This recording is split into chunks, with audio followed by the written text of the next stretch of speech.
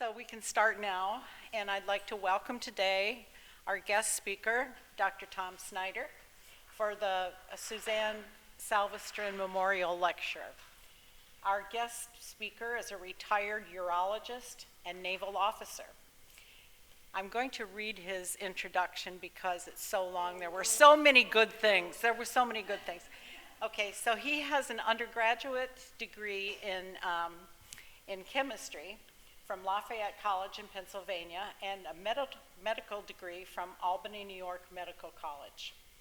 He simultaneously received his MD degree and a commission as lieutenant junior grade in the U.S. Naval Medical Corps Reserve.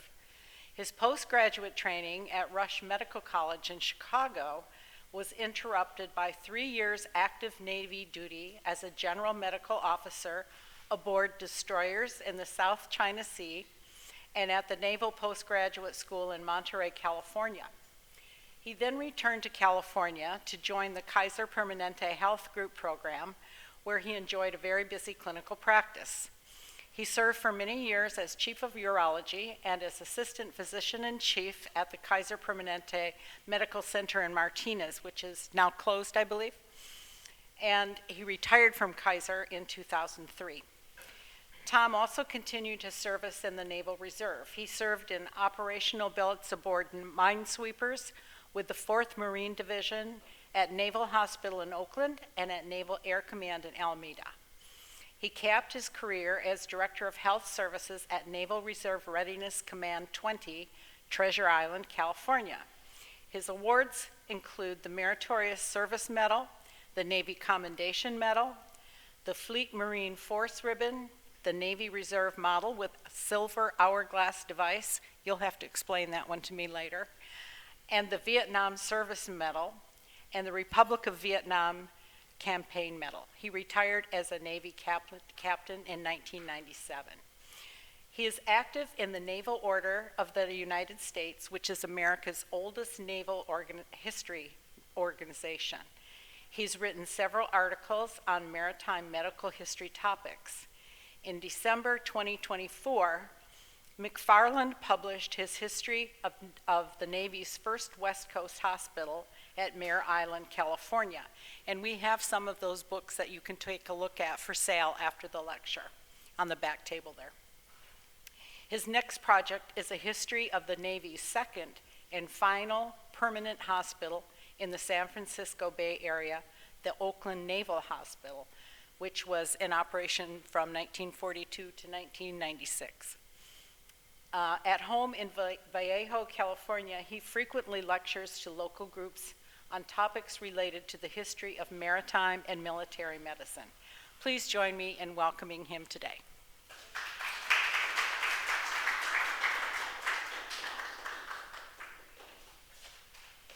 I told her not to read the whole thing. Thanks an awful lot for the opportunity to be here. And we've got a pretty good group for a hot afternoon. My wife and I drove up from Vallejo where it was, I think it was peaked out at about 85 today. So we're close, but not quite where you're at.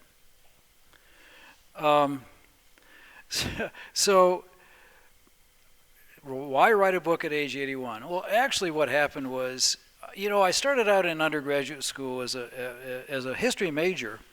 But the reading was just beyond me, and chemistry and biology was a whole lot easier, so you kind of switched over, and I got a Bachelor of Arts degree in chemistry. Bachelor of Arts in chemistry, right? Well, that's a perfect pre-medical curriculum, and that's that. Before we had pre-med courses, now that's what it was. So I knew I was going to go to medical school.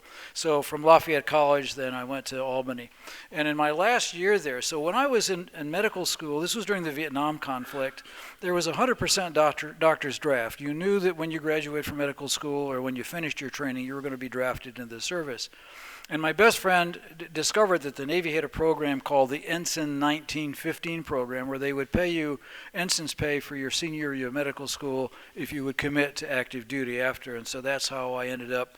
And you know, so in my internship in Chicago, the letters start coming from the Navy various medical communities, you know, trying to recruit you. So be an aviation doc and fly in the clouds, or be a underwater doc and be a submariner.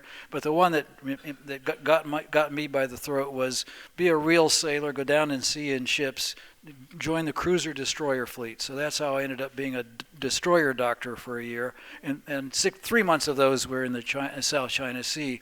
What does a doctor do on a destroyer? Not very much.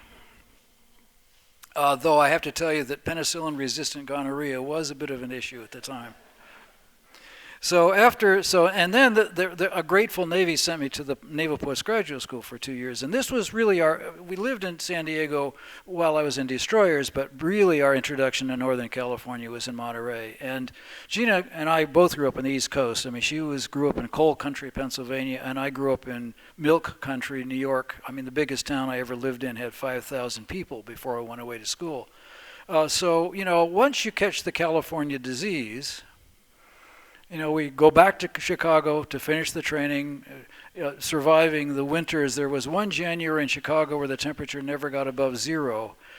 I can tell you that we were on our way back to California. Anyway, that's how we got back here. But while I was in my internship, I had my first year residency. While I read Herman Wouk's The Winds of War. Do you remember The Winds of War? It was just a superb novel. And I fell in love again with the Navy, so I went back into the reserves, and that's kind of how I had a career in the reserve. Anyway, I don't know where I was going with all this. Anyway, so my professional life was a combination of being a urological surgeon for Kaiser Permanente and in the Navy. Winston Churchill referred to reservists as twice a citizen, so I guess I was twice a citizen. So after I retired from medicine, it's a kind of a tradition, it used to be a tradition in medicine, that old doctors wrote medical history. This was particularly true back in the days when physicians were classically trained. They knew Greek, they had Latin, they could read the original Galen and the old medical writers. And so it was traditional. And so here's an example. The medical historians in Leipzig in 1929, notice first of all they're all white, and only one of them is not a physician. Medical history, the writing of medical history started to change in the mid-20th century when the PhDs came in. And now the PhDs dominate the history. So when doctors were writing medical history, it was what you would refer to as famous man history. That is, the guy or the gal, mostly guys, who advanced the art or the science of our trade, of medicine. When the PhDs came in, they kind of lost interest in famous man history and started writing more of a social aspects of the history. So you learn about, the untreated syphilis patients, the study of untreated syphilis patients and stuff like that has social impact. The reason why I mention this is because my book tries to combine both famous man and social history. So this is a little bit more about me, I suppose. First, that's Harry Langley. When I started my trek in naval medical history, the historian at the Bureau of Medicine and Surgery introduced me to Harry Langley. Harry he had been a history professor at Catholic University. He was the manager of the Naval collection at the Smithsonian Institution. He had written the first history of medicine in the U.S. Navy, written in America. He was a mentor to me and a dear friend until he died. You notice that he's got a tie and jacket on. That's why I wear a tie and jacket, is because Harry never was out without a tie and jacket. Even in the National Archives, where the graduate students would be there in t-shirts and flip-flops, Harry always had his tie and jacket on. These are the places that I went to do my research. The National Archives on Pennsylvania Avenue. This is the National Archives in College Park, Maryland. As far as the Navy is concerned, all of the history, archival history in the Navy after 1942 is there. both of these places have just spectacular reading rooms. And for those of you who have not done this, I'd made quarterly trips back to DC for about 10 years and spent 2 weeks in the archives. You would go in and present your card and request a certain range of records, and 2 or 3 hours or maybe an hour later out would come a cart loaded with these materials. Usually in the old days, the older material were in leather bound volumes, and my kids, when I would go visit them from the archives, they say, well, we know where you were today, because I would have this brown dust all over me from the archival materials. This is the Naval Historical Museum in Vallejo. Oh, and this is the National Archives in San Francisco, which is actually in San Bruno. It's a brutalist building on the outside, but a very pleasant reading room and place. And I like to emphasize that the archivists are the heroes of history. They're the people that preserve the materials that we use from the past in order to write our histories. So a guy by the name of Farragut, whom you will recognize as a Navy commander. Now you'll recognize him as the first admiral in the Navy from his damn the torpedoes full speed ahead in the Battle of Mobile Bay during the Civil War. But he came out to Mare Island. Obviously he was trusted by the powers that be in the Navy to establish a Navy base on Mare Island in 1856. Now the Navy had actually sent officers out to study a location for the Navy right after statehood, actually before statehood. Before that, where was our Navy? Because we did have a Pacific squadron, a squadron of ships that really basically supported commerce, law enforcement, and also kind of kept their eye on the Royal Navy. The English Navy was the largest, most powerful Navy in the world. The English were very interested, for instance, in Hawaii. So we wanted to have a naval presence in order to represent ourselves in the Pacific. But until statehood, our Navy was actually home based in Chile and in Peru. So as soon as California statehood, the Navy sent people out to look for a base. Interestingly enough, they did not send people to look at Southern California. It was only the San Francisco Bay. And after about a month or two of research, the Mare Island was chosen. It's not actually an island. It's actually a peninsula, but we refer to it as an island. Was chosen as the place for our anchorage, our Pacific Coast anchorage. Good reason. It was protected both from weather, but also from the predations of the Royal Navy. So Mare Island was a great place.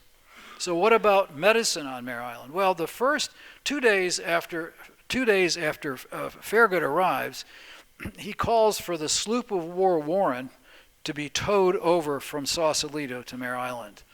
And aboard that ship was this guy, obviously several years earlier.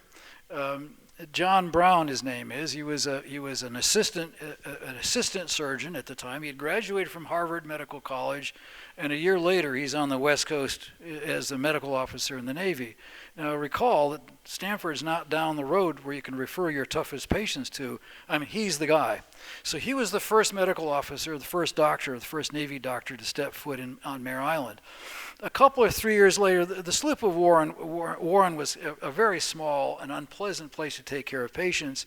The next ship was the USS Independence, which was brought in and was much larger. This is Independence several years later after she's essentially been dismasted and roofed over, and now is serving as a receiving ship for Mare Island. That is sort of the administrative center for Mare Island in its early days. But this is where people received their medical care for several years. The doctors didn't like it. They would write back to the Bureau of Medicine and Surgery. We all refer to it. At the time, the Navy had several bureaus. There was the Bureau of Navigation, the Bureau of Construction, the Bureau of this and that. That's all gone except for the Bureau of Medicine and Surgery. We're still we're the only bureau left in the Navy now. It's all the rest of it's administrative. In any case, this was. One of the medical officers wrote back to the Bureau saying, this place is a terrible place to take care of patients. The wind blows, it's cold, it's miserable. We really need a place on land. Congress actually did appropriate money to build a hospital, but during the Civil War, we kind of got ignored because the federal government was busy prosecuting the Civil War. So the local people took the bull by the horns, and this was an unused granary on Mare Island, and they converted it for hospital use. And so this is really the first, quote, hospital on Mare Island. Not really. And not really because they would write back letters to the Bureau and with a heading, U.S. Naval Hospital on Mare Island, and the Bureau would write back saying, you can't do that. You're not a hospital. You can call yourself a clinic, but not a hospital. But this was a real active place that took care of patients. This fella is Platon Vallejo. Platon being Plato in Spanish, I guess, one of Mariano Guadalupe Vallejo's sons. You remember that Vallejo was the last Mexican governor of California, very pro-American, incidentally. This fella is said to be the first Californio to attend an American medical college. He graduated from Columbia. Before that, I guess, if you were Californio, if you're a Spanish speaker, you went to Spain or you went to South American medical school. He graduated from Columbia, and the rumor is that he graduated second in his class. So I emailed the Alumni Association at Columbia, P&S in New York and said, so did he graduate number 2? And they wrote back saying, well, we can't say that because it was a pass-fail system back in the day, but what we can tell you is that his graduating thesis on the secretions of the kidneys won second prize that year. Anyway, Platon Vallejo, why Platon Vallejo is here, after he graduated from P&S, he was a physician in the Civil War. Then he worked for the Pacific Mail Packet Company, which was a transport company on the West Coast. Ultimately, he settled in Vallejo and had a distinguished career in medicine in Vallejo, retiring at about age 84. Anyway, the reason why he's here is because this place really did stuff. And one of the things they did was, there's the story about a sailor who had been shot in the hip during a cutting out expedition down off the Mexican coast, and he was at the hospital and he was not doing well. He was infected, he was in pain, he had several fragments of bone in his hip. How did they know that? They didn't have x-ray, they probed it. He was not doing well, he was going to die probably, and so they said, listen, we need to cut off, we need to take that horrible hip stuff out, we need to do surgery. They told him, and this is in a letter that goes back to the Bureau, we told him, we informed him of the risks and benefits of surgery, and he cheerfully accepted. Platon Vallejo was one of the 8 surgical gentlemen present at that operation. The patient survived and actually walked out of the hospital 3 months later. Now, how do you walk out of a hospital without a hip joint? My orthopedic colleagues tell me that the body will actually create a pseudo joint, and they also fitted him out with some sort of an exoskeleton thing where he had straps around his waist and straps around his leg to support him so he could walk out. So it was a real medical place. But after the Civil War, finally, there's money, so we have a difficult process, but we finally build a hospital done by a Philadelphia architect by the name of MacArthur. MacArthur was known to the Bureau because he'd built naval hospitals in Philadelphia and in Annapolis, so they liked his work. And this is the hospital that he built, described as palatial. This is the floating dry dock that was floated around the Cape and brought specifically to Mare Island because the Navy intended it to be a ship repair facility. So this is the first dry dock that we had in Vallejo, and you can see industrial buildings along, and all this is a bunch of housing for officers. Right here's kind of a little story right away. So this is a Philadelphia architect. He builds this building out of masonry. This is earthquake country. But the local supervisor said, we really recommend that you reinforce the building with steel. So there was steel in there. But the other thing is, the water supply was going to be rain from the roof, run off into cisterns in front of the hospital. Obviously, you'd never been in California. You didn't realize that it doesn't rain here from whatever, right? So what happens is, they drop a well right here. There's a ravine that runs through here, and they pump the water out. Well, the water's brackish. So you have to build a still. And so we had distilled water for a while. Anyway, the water story goes on until I don't know, 1895 or something like that. And finally the water problem is solved when they bring piped water in from Green Valley. All right, so this hospital opens in 1871. This is the last quarter of the 19th century. I think of this period of time as being kind of equivalent to what we're experiencing now, a time of rapid technologic changes with all kinds of implications. But we can pick out the good stuff, with being able to look back. We can pick out the good stuff. I mean, gas to electricity for lighting, telephones for internal and external communication. So here, imagine when the hospital opens, the industrial plant in Mare Island is a mile away. So somebody gets hurt down on the yard, what happens? You have to send a runner up to the hospital. Hey, get the ambulance, get the horses up and get down there to help the guy. So finally you can pick up the phone. I mean, that's pretty amazing, right? Inside the hospital had voice tubes. Now, voice tubes are part of naval construction. It was even in buildings until the 1950s. The idea of a voice tube is you're on the third deck and the heater is down, below. So how do you get them to turn up the heat? There are no thermostats. You yell into the voice tube, hey, turn up the heat. So there are voice tubes. And then finally you had internal communication. I talked about the reliable water supply already. And then finally I need to talk about a purpose-built operating room. So you mean they didn't have an operating room in a hospital? Well, they had a conference room with a beautiful oaken table, and whenever you needed to do surgery, you cleared off the table, you broke out the surgical gear, you waited till sun up because you didn't have electricity, or if you did, it wasn't safe because ether was the anesthetic, and ether is very flammable, so if you have a spark, so you wait till sunup.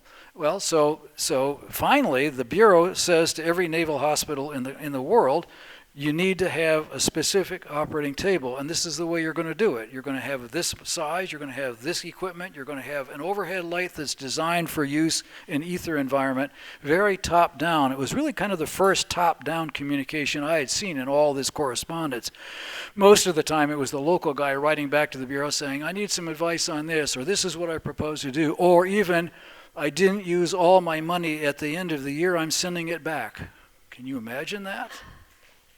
Anyway, finally we get a purpose-built operating room, and so you can flick on the lights. You don't have to wait till sunup. You can flick on the lights, you can do your surgery, and they actually write back a letter to the Bureau saying, last night we did an emergency appendectomy under artificial lighting to the great satisfaction of all concerned. A letter goes back. I mean, it's that remarkable. I'm going to trip over this cable before I'm done. How am I doing on time, sweetie? Okay, well, I think maybe I'll do okay. So remember that building was, I don't know where we got the hurricane from, but the building, remember, was masonry, and so we had an earthquake of estimated Richter 6.5 on 31 March 1898. The hospital was seriously damaged. Thank goodness for the real steel reinforcement. Nobody was hurt, but the hospital was condemned and couldn't be used. So they moved the patients out to the nearby Marine Corps barracks for several months, and then they rebuilt the hospital. The new hospital opens in 1901, so 3 years later, and this is what it looks like. And this hospital still exists. It's referred to as H1 because that's the hospital on Navy bases. Several different institutions live there, sort of like tenants, like they have rented space. So all the buildings in the hospital reservation are designated H. There was also an ammunition depot on Mare Island, and I think the designation there was A, so A1, A2, A3, or something like that. So this was H1. Now, the architect this time is a DC architect by the name of Poindexter, who clearly has read his architectural literature because he knows he's building an earthquake country. This is all entirely wood. Now, what's interesting is, to me, is it's built on the foundation of the original hospital. Congress said, we'll give you $100,000, but you got to build it on the old foundation. How do I know it's the old foundation? Well, the internet. So it turns out there's a guy out there he's a brick guy.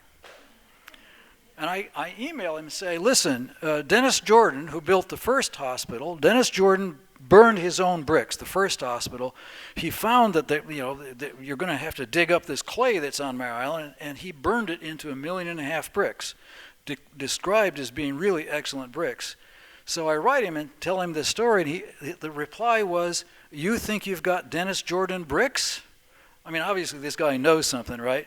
So the next day, he's out there looking at these things, and he writes me back saying, yes, I'm convinced that these are Dennis Jordan bricks, and here are the reason why. I mean, he gave me the reasons why. So this hospital's built on the foundation of that 1871 hospital. It still stands. Now, I said it's made out of wood. So what's the problem with wood, folks? Fire, right. So they were really worried about fire right from the beginning. They would write back to the Bureau every year saying, we need fireproof construction, blah, blah, blah. I'll pick that story up a little later. So the Navy is a little bit slow in getting nurses. The Army had nurses around the time of the Spanish-American War. The Navy had 4 nurses during the Spanish-American War, but they were medical students, female medical students who volunteered. 3 of them from Johns Hopkins, a good place. 1 of them from MIT, a good place. They served as nurses during the Spanish-American War, and when the war was over, they went back to their work with a nice note of thanks from the Surgeon General of the Navy. But the lesson learned was Navy needs nurses. So every year now, if you know anything about how government works, every year the Bureau writes to the Secretary of the Navy saying, on our budget, please put in a budget request for a nurse corps. And every year the Secretary of the Navy takes it up to Congress, and every year Congress turns it down until 1908, when finally Congress passes legislation that establishes a Navy nurse corps. The next year, the letter comes out to Mare Island saying, well, we're going to send you a nurse. Miss Martha Pringle, one of the best, if not the best nurses in the Corps. She looks like a formidable woman.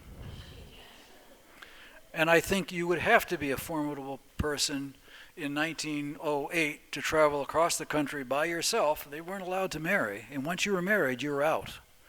So and so she was it. And she was out here and did an excellent job. And within a year or so, they were writing back to the Bureau saying, she's getting kind of lonesome out here. She needs some help. Can you send some more nurses out? And so that's how the nurse corps at Mare Island began to grow. But it all started with Miss Martha Pringle. So the first test of war. The first test of war at Mare Island wasn't much of a test of war because the war was on the East Coast. I mean, the Navy's war was a European war. But our first test of war was influenza, the 1918 flu pandemic. It started near Boston. For the Navy, it started near Boston, and it spread centrifugally across the country, next to Chicago, probably down south too, but Chicago. And actually the guys in Chicago, remember Navy medicine was all guys except for the nurses, the guys in Chicago wrote to Mare Island saying, here is our experience. Of the people you have, civilian and military, X% will get the flu. And of those, X% will get pneumonia. And so the planners said, okay, we know we've got 7,000 workers here. We're going to have X number of beds. And for the pneumonia patients, we'll have to have X number of beds. It just happens to be that they had enough beds in the hospital for the pneumonia patients. And the others, they put up tents. I'll get to that in a minute. But anyway, so don't you love this cartoon from the Mare Island Bulletin? It's the sailor saying, gee, here's the directions for having influenza. Just what I've been looking for. And then he sneezes, and he says to the doc, I sneezed, and the hospital looks like a great place to be. For those of you who are not familiar with how the flu worked in those days, it was a disease that affected young people more than older people, which is not typical. And these guys, I mean, they would come in. I mean, the story is you see a young sailor come in feeling poorly in the morning and be dead by 4 in the afternoon. I mean, it was just a rapidly progressive disease. Kathleen, the virologist here was telling me that it's called the cytokine storm. The body made an overreaction to the immune reaction to the virus, and what it did was it affected the lungs. So these kids' lungs would just fill up with fluid, and they basically drowned to death. I mean, it was a horrible disease. But locally we did the right thing. So these were tents that were put up. You do the numbers, you do the percentages. We need X number of beds for flu people, we'll put up enough tents to house them. And that's where the people who didn't have pneumonia were hospitalized. Now, California in November is not terrible to be outside, so it's reasonable. And they were doing their public health right. They were getting these people out of the community so that they weren't spreading the disease to others, and they got 3 squares a day and the necessary stuff. I mean, you didn't have any other treatment back in the day. This was an attempt at prevention. In medicine, just like in the military, you fight the last war. You always fight the last war. So the last cause of flu was a bacterium, a germ, an actual germ that you can see, called Haemophilus influenzae. And so this was an attempt to prevent Haemophilus infections by spraying the throats with phenol, carbolic acid. So that's a pump to spray carbolic acid. Well, it's a viral disease. It ain't going to work. You're fighting the last war. This is one of 2 medical officers who died of the flu during that pandemic.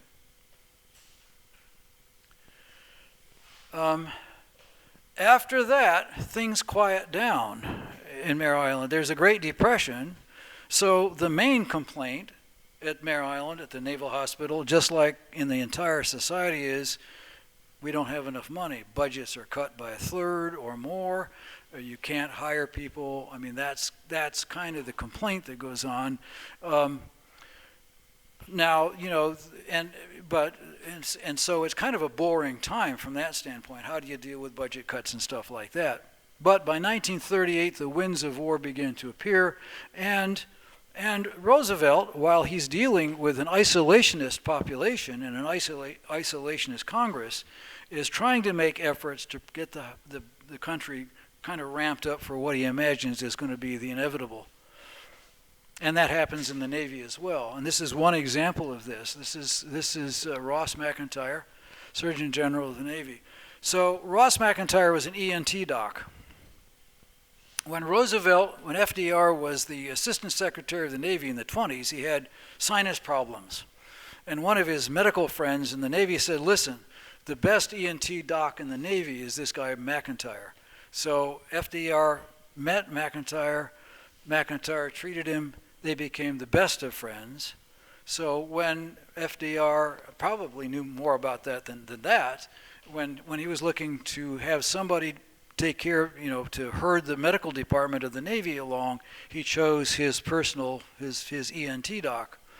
Well, not only did he run the Navy, and you can see he was kind of an administrative, he had to be an administrative genius, because the Navy grew from 19 hospitals at the beginning of the war to 99. Now I have 18 in parentheses because there was a naval hospital in the Philippines in Canyacao that was bombed by the Japanese early, so we really didn't have that hospital. But from this kind of expansion, an expansion from 840 docs to more than 14,000 and so on. He administered this huge effort. Also, he was FDR's personal physician. So anytime FDR traveled, guess who went with him when he went to his conferences in Casablanca and so on? This guy was always with him. So a dual responsibility. Now, his care of FDR is somewhat controversial. FDR died, of a stroke. He had high blood pressure and he had heart issues, and McIntyre has been criticized for his care of FDR. But when you look at the records, he had called in the best specialists in the country to see the president. So he was not neglectful of his duties, but he is open to criticism because when FDR died, FDR's medical record disappeared, and McIntyre is blamed for that. So he really respected the privacy of his friend and his patient. So the second test of war. Pearl Harbor, 1941. So that's the 7th of December. On the 24th of December, 178 casualties arrive at Mare Island. Now, I like to tell people that when I was a resident, if we had 5 admissions at night, we bitched a lot. Can you imagine receiving 178? And these are the sickest of the sick. These are badly burned or multiple fractures. One guy died on the way across from Hawaii, but the rest of them arrived. So one of the big worries was there's a whole bunch of reservists that have been called up, guys like me, have been called up to be in the hospital. Are they going to fit the bill? Are they going to be up to the task of taking care of these people? So there was some anxiety about how these reservists were going to take care of the situation. Well, fear not. They did a superb job, and there were several letters that went back to the Bureau saying, you got nothing to worry about. These guys, when these patients arrived, the reservists, they stayed in the hospital all night, making sure these people were checked in and taken care of and all that. So, and some real expertise and care. And I'll give you, I think I have an example of some of the expertise. Yeah, here it is. Where's my, here we are. So the reservists bring stuff to the active duty side, right? How many of you have seen one of these? Oh, lots. Some of you must have been farmers or something. I remember my uncle, the dairy farmer, spraying his barn before he milked cows to get the flies, to kill the flies. So there was a dermatologist from Salt Lake City who'd been called up as a reservist, and he had a new way of treating burns. Now, the classical treatment for burns, this would be napalm burns or fire burns from, ships on fire or whatever. The classical treatment for burns was to paint them with basically a solution that was made from boiled bark. And they would paint this on and it would form like an artificial scab, which protected the burn, it covered the burn. But if you wanted to see how it was healing underneath, you had to peel it off. Yeah, exactly. So they loved this because it produced instant relief of pain. It was, you can see it was like wax and Vaseline and cod liver oil and sulfa, an antibiotic, okay, sprayed on. Terrible quality picture, I apologize for that, but you work with what you got, right? But you can see the patient's got the big old grin on his face as he's getting his burn sprayed by this stuff. And the thing is, you could leave the burn uncovered, so you could actually watch its healing.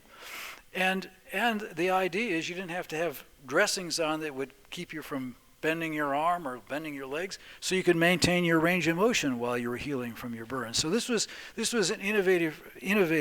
This is one of my stories. One of my themes is this innovation. The other innovation at Mare Island was this: another reservist. This guy is, in my view, just a real hero. His guy's name is Toffelmeyer. He was an orthopedist in Oakland. He was called up because he was a reservist, and he was taking care of guys who lost their legs. And the tradition at the time, the Navy deal was you did your measurements and you went out to some organization outside who handmade wooden prosthetics, and this would take 3 months or more. And he got really frustrated with this, and so but listen, you've got world-class machinists down on the waterfront. You can go down there and say, listen, can you guys create artificial joints for me? And so the machine shop guys produced, not only did they produce artificial joints, but they also raised money to open what was referred to as the brace shop. But the brace shop was where you fitted guys out with artificial limbs. Well, and so the Navy authorities were pretty impressed with this. So was the Army. I have a letter in the file from the chief of orthopedics at the Army Hospital in San Francisco that he writes back to his bureau saying, I went over to Mare Island the other day to look at their prosthetic operation, and I got to tell you, the prosthetics they're making are vastly better than anything we in the Army have at a third the cost. Go Navy. Anyway, here's an example. Now, this guy is he was like a Navy commander, lieutenant commander.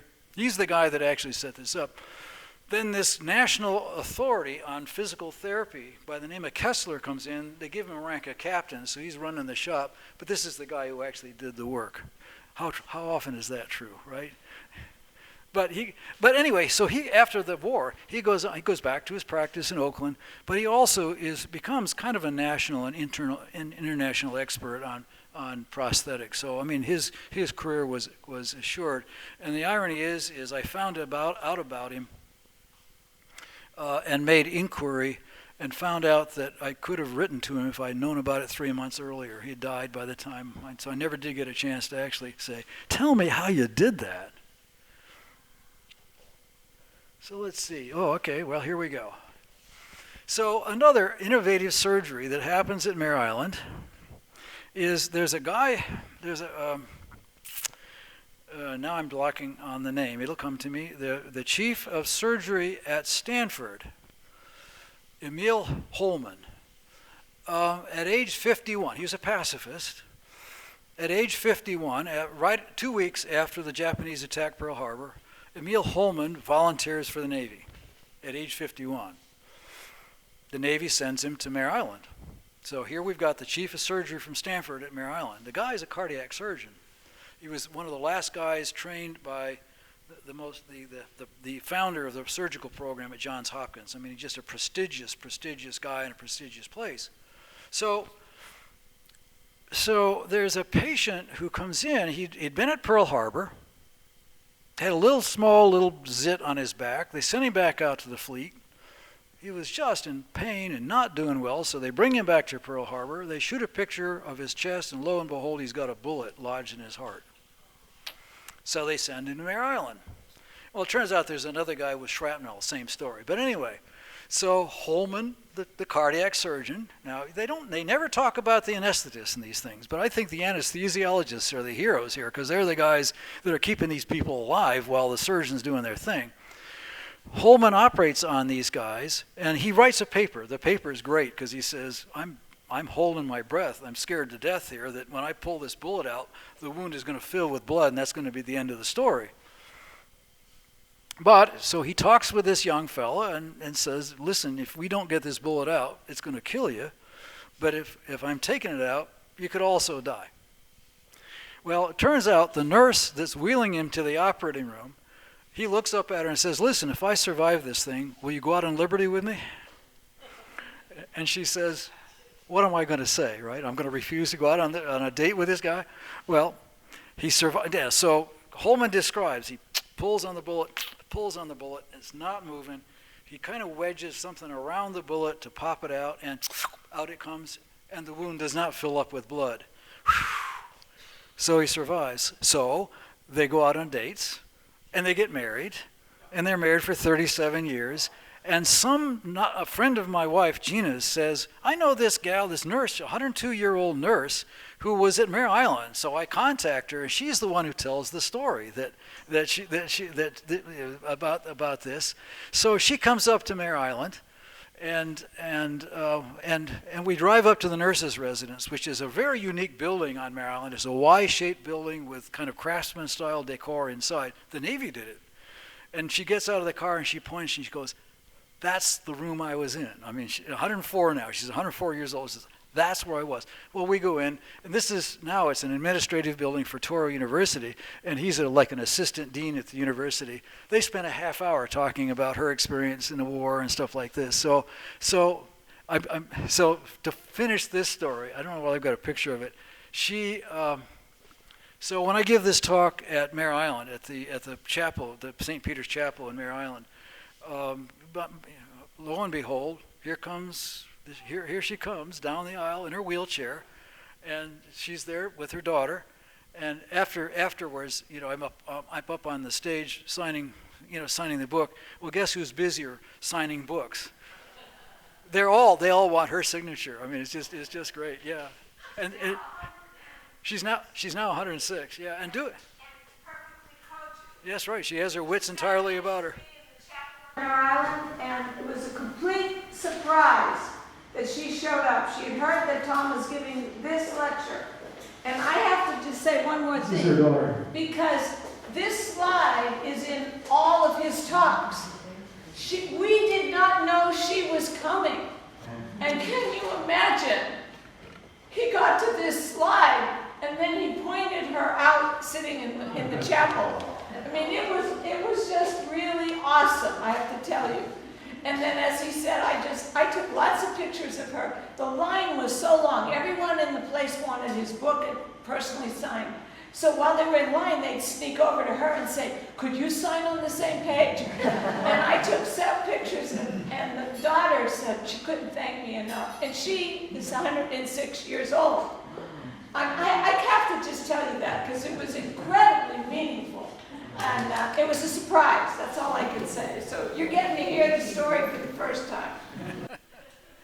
And I don't know about the fellow who had shrapnel in his heart, but he survived his surgery too, but he's lost to history as far as I know. At least the nurse that dated him. I don't, you know. Anyway, so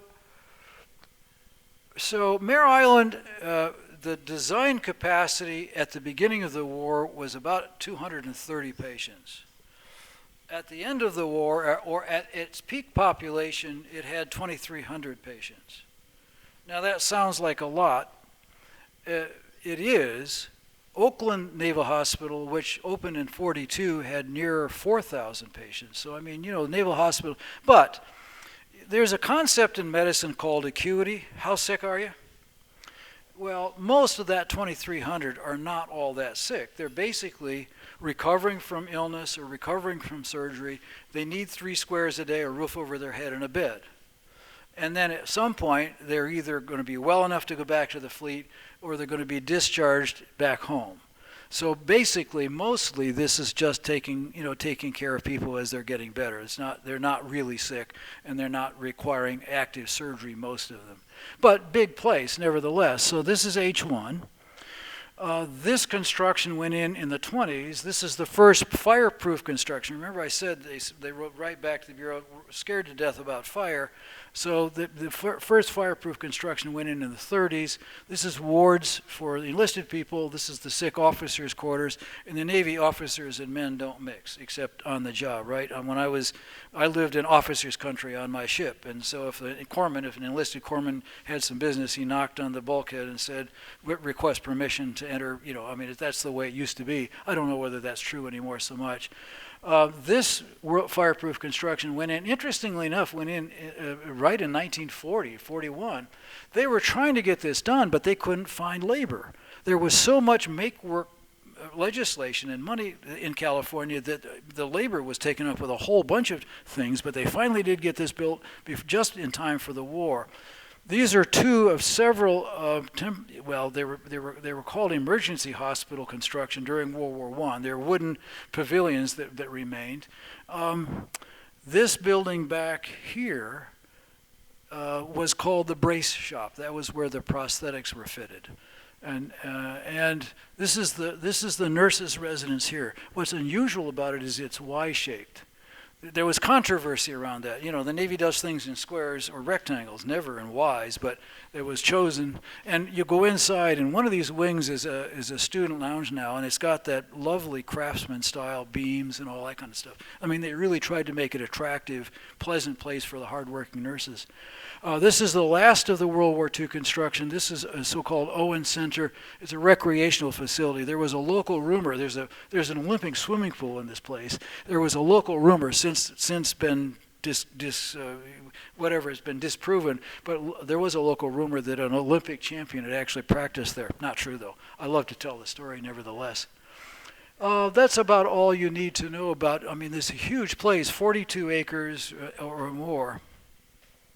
So after the war, people want to go home. And so the population of the hospital goes down fairly rapidly. In the meanwhile, the Navy has already decided that Mare Island Hospital is too old and too small, and actually FDR and McIntyre realized that the hospital was too small and too old, and they needed to have a replacement. So McIntyre has his local medical representative look in the Bay Area for another place for a naval hospital. And an ideally, it would be close to Alameda Island, because Alameda Island is where all the sick people come in, either by air or by ship. They're delivered at Alameda Island. So what happens is his medical officer representative out here sends a report. I don't have a picture of it here, I'm sorry to say, but the report that goes back to the Surgeon General about potential places for a new naval hospital is written on a shell road map. No, there's no PowerPoints. There's no, emails. It was a shell road map with circles on places that potential hospitals. Well, the one that they ultimately decided was during the Depression, a lot of sort of facilities, hotels, country clubs went out of business during the Depression. And one of the country clubs that was struggling was the Oak Knoll Country Club in the Oakland Hills, and so the Navy basically ended up buying it and creating what we referred to in the Navy as Oak Knoll Naval Hospital. And that's Oakland Naval Hospital. This was in operation even as Mare Island Naval Hospital was shutting down. Also, you see that up there. There's another naval hospital. I didn't know that there was another naval hospital. There's another, never knew story I got to tell you. This is the San Leandro Naval Hospital. And that was intended as a psychiatric facility. So that was a psych hospital. That stayed open even during the Korean War. And now it's housing. But the local neighborhood are still very, very protective of that history that there was a naval hospital in San Leandro, California. So Oakland Naval Hospital. The other, I had no idea story is this. Before the war, the government had a board that if you wanted to build a hospital, you had to go through this board. They were trying to limit the number of hospital beds, I guess, for competitive reasons or something. So you would have to jump through this hoop of getting your hospital construction approved. Well, McIntyre was on that board, but the Navy still had to jump through the hoops in order to build new hospitals. So his way around it was to find beds that were already existent, or rooms with beds that were already existent. So he looked at country clubs. He looked at college dormitories. So one of the dormitories was in a little college in New England, and I wrote back to they didn't have an archivist, a library, saying, so do you know anything about the naval hospital at your place during World War II? And he wrote back saying, we had no idea that we were a naval hospital in World War II, but I went into the archives, and sure enough, here's the material. So I love stories like that, too. It's like, we had no idea, you know. And that was part of McIntyre's genius, I think. So after the hospital closes, in 57 it closes, the property lays fallow for 5 years, and then in 62 the Navy Schools Command opens it and expands, as it says here, to 32 structures over 48 acres. 10 years later it changes its name to the Combat Systems Technical Schools Command. It was where Navy enlisted people learn how to operate their radios and radars and all that kind of stuff. I used to claim that this was the place that cyber warfare may have gotten its start, but I've been since disabused of that idea too. A master chief who was there said there's no way that we ever got involved with cyber warfare. So no cyber warfare, but that's where Navy enlisted people learn how to operate radars and radios and stuff like that. That closed in 1995. You remember the Navy, well, the military went through a process called the BRAC process, the Base Realignment and Closure process in the late 90s, where a lot of Navy bases, Army bases were closed and things consolidated. And so the 1995 closure of the Schools Command was part of that. 5 years later, Touro University shows up. Now, Touro University is based in New York City, but they do have a Western. In fact, originally they were in San Francisco, but they were looking to expand. And so in 1999, they purchased the hospital. And so now, what was the Naval Hospital is now Touro University. It's a medical school. It's an osteopathic medical school, but they also do graduate degrees in education, physical therapy.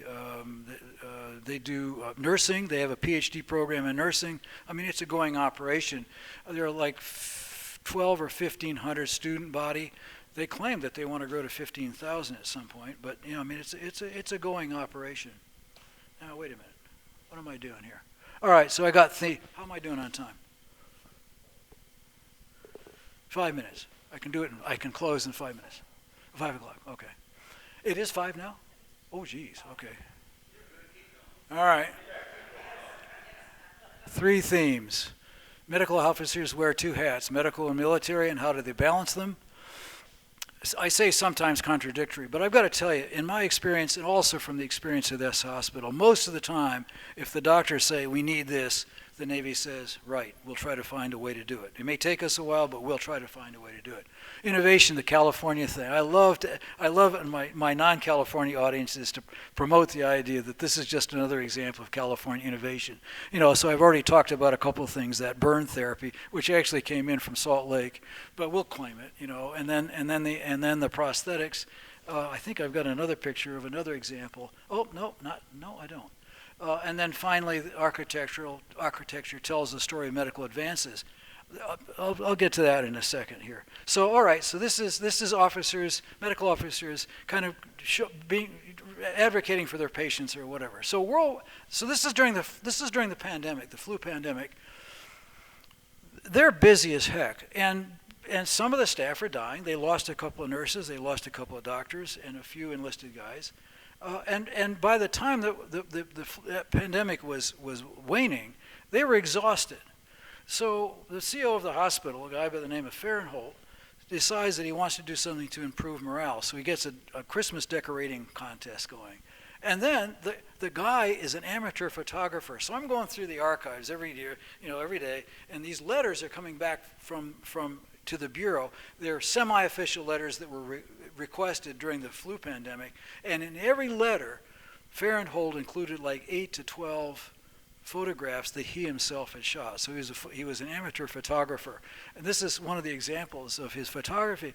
Why is this such a joy? Well, first of all, again, here's a medical officer who's not just being fully official. Let's have a contest, but here's what the inside of a naval hospital looked like in 1918. Okay, so it's of historical interest, right? And he had lots and lots of those pictures. This is the innovative piece. This is another example of innovation, not necessarily specifically medical, but California and Mare Island. This is an ambulance boat. Now, it's built on the hull of a harbor tug, as it turns out. Mare Island built 3 of them. And, in an area where, like the Bay Area, where they didn't have bridges for a long time, somebody gets sick in San Francisco, you dispatch the ambulance boat over to fetch him, and so on and so forth. This ambulance boat actually operated in the Bay Area until 1937. So when was it built? In 21 to 37. I mean, it had a small galley, it had racks in it for sick people and all that. It was perfectly functional. They built 2 more that they sent to Norfolk, Virginia, and they vanished. I don't know what happened to the ones in Norfolk. But this is California innovation, right? And then finally, medical advances. Gina's saying it's time. Okay, I'm almost done. You're being very patient. You're great. You're terrific. So, as I mentioned, the last quarter of the 19th century and the first quarter of the 20th century was a time of scientific advances in medicine. And oftentimes, so for instance, laboratory medicine becomes a thing. You're doing blood tests and chemical tests and stuff like this. Used to be, you put a stethoscope, well, when you had stethoscopes, but the stethoscope had to be invented. I mean, it was a physical exam. But now you can do lab work. Well, there's no room in the hospital, so you build a building. So there's the laboratory building in 1919. And there's several examples of that. There's another example, I don't know whether it's in here or not, is a psychiatric facility. So they built a separate psychiatric hospital in 1919, referred to as the Alienists Hospital. Why? Because that was the term for psychiatrists back in the day. They were referred to as alienists. It's a French term. And so that was another one.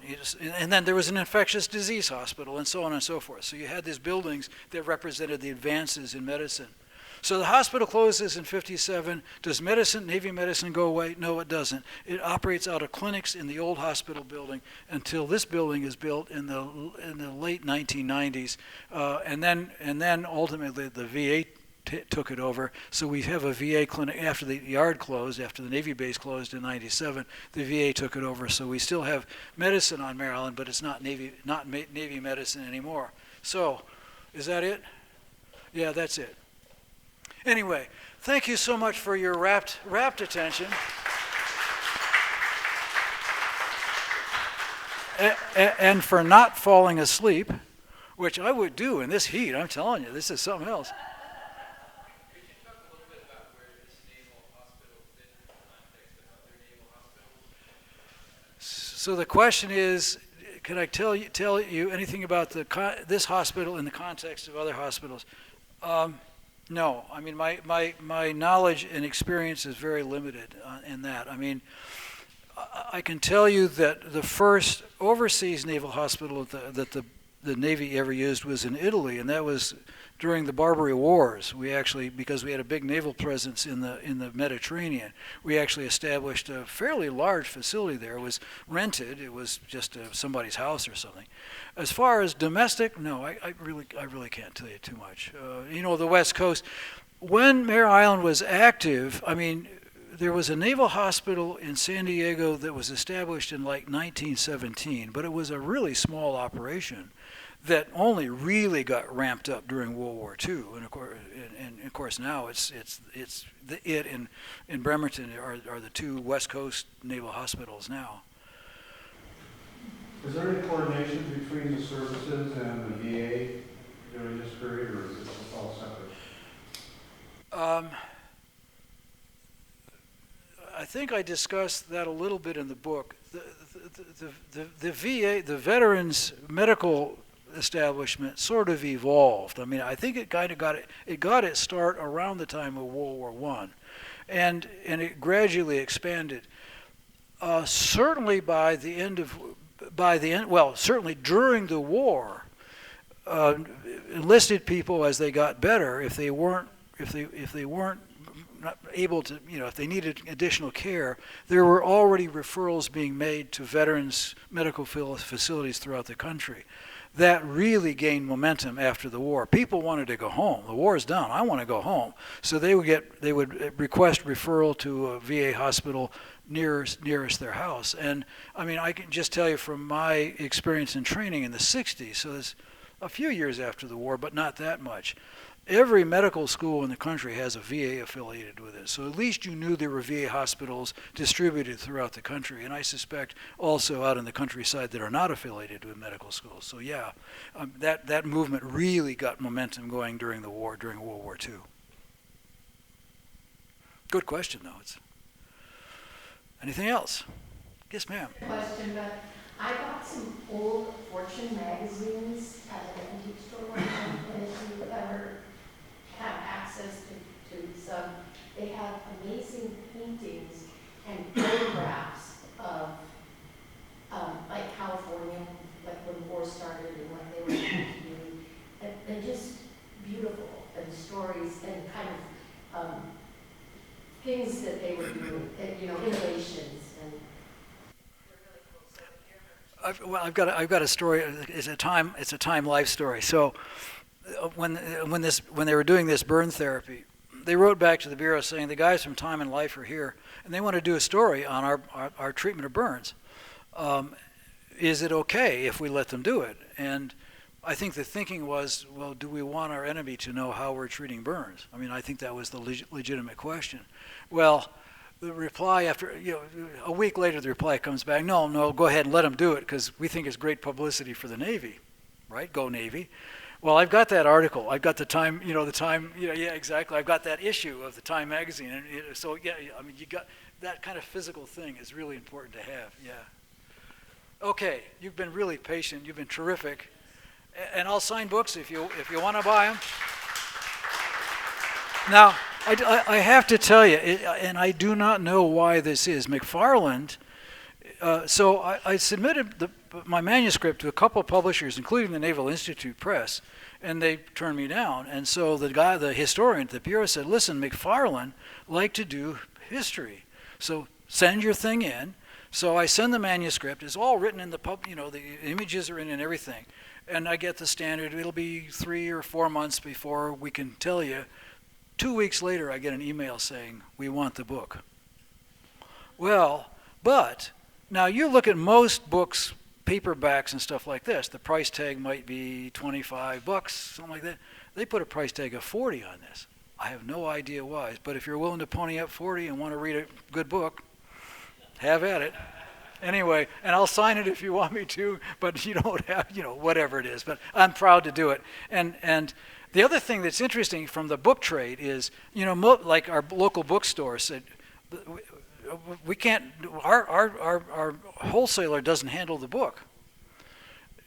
And if they do, they're going to charge me full retail.